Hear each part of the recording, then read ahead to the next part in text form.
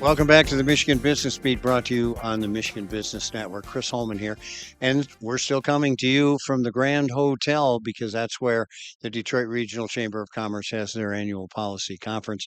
And we have Diallo Smith with us right now, CEO of, I love this, Life Remodeled. Remodeled. My wife says I need to see you. Okay.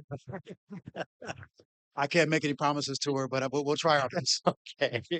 So explain to everybody, what is Life Remodeled? Yeah, so Life Remodeled is a Detroit-based nonprofit, and we focus on revitalizing Detroit neighborhoods. I'm sure, as many of us know, Detroit has gone through a stage of disinvestment. I think we're coming out of that arena. You see all the investment that's happening in the downtown, midtown areas.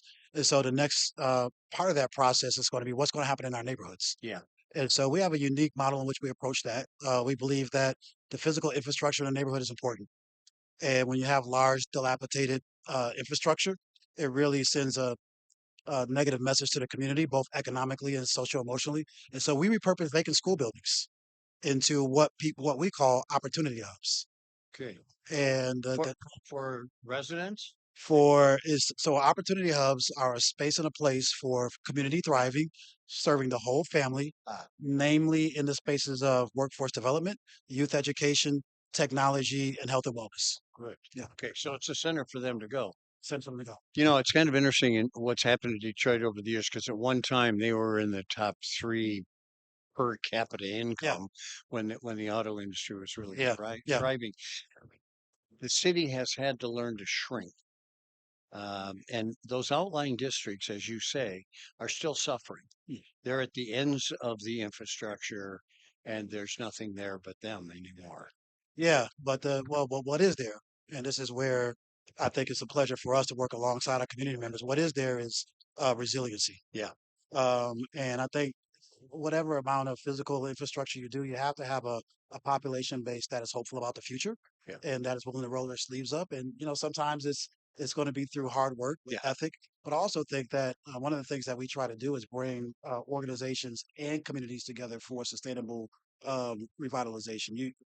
You can't have one or the other. And so, from a business standpoint, a lot of our corporate supporters and partners, they're invested in our mission because they understand that as Detroit neighborhoods are revitalized, it's going to really have a positive impact on the regional economy. you bet. And turn out better employees in the future, et Better cetera, et cetera. employees, better small businesses, the whole. So if you're taking these schools and making them kind of learning centers, kind of activity centers, that sort of thing, that will build the neighborhoods around it because that's an attraction in itself. Yeah, I mean, we think so.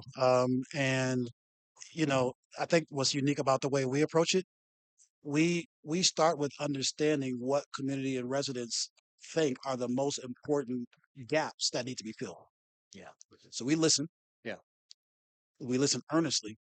Listen, I kid around with this sometimes. You have a lot of academicians out there who could tell you a lot about neighborhood revitalization and communities, this, that, and the other. But sometimes it's that senior who's been in that neighborhood Yeah. for 50 years, Mrs. Jones. Yeah. Mrs. Jones knows everything about her neighborhood, can tell you who went, who came, and can point out where the gaps are. Yeah. And so we listen to the Mrs. Jones and Yeah. the Deacon Jones and Yeah. students and families and figure that out. And then we outfit those opportunity hubs with the best nonprofits in the region that are meeting the core needs that community members indicate. So Yeah. it's a one-to-one pairing with what these incredible nonprofits can provide Yeah. and what community members are saying that Yeah. they need. You know, it's kind of interesting because your method of getting data and surveying is very much like your present mayor does. He goes to roundtables at kitchens. You know what I mean? Absolutely, Yeah, absolutely, it's kind of cool because sometimes what you think they need is not what they need. absolutely. Yeah, I mean, and Mayor Duggan has done an incredible job in the past 12, well, since 2012 that he's been in office. And we had the big announcement yesterday about his plan for the state, and we wish him well. But we also believe that we're on the right trajectory in the Right. city of Detroit. And so Yeah. now it's about how do we continue that momentum, Right. and how do we create more access for opportunities. Life from Outlet has a really simple baseline, really simple belief. We believe that Detroiters have all the talent that they need, but many don't have access to the opportunities that they deserve to thrive. Yeah. And so when we create those access opportunities, it takes the lid off the possibilities of our neighborhoods. Yeah. You're doing the right thing. Yeah. I mean, it's important. You mentioned your funding, philanthropy. Yeah, You got about 30 seconds. sure. Where does your money come from? Comes from various places. One, incredible people who donate $1 to $10,000 to move the mission forward. Our corporate community, our big supporters, foundations, and then government at the municipal and state level. Well, listen, keep up the good work. Detroit needs you. Well, listen, we need Detroit, and thank you so much. Well, Diallo Smith, who is the CEO of Life Remodeled, affecting change. I like that. You're watching the Michigan Business Beat on the Michigan Business Network. I'm Chris Holman, coming to you from the Grand Hotel on the island of Mackinac, because that's where the Detroit Regional Chamber of Commerce has their annual policy conference. We'll be back with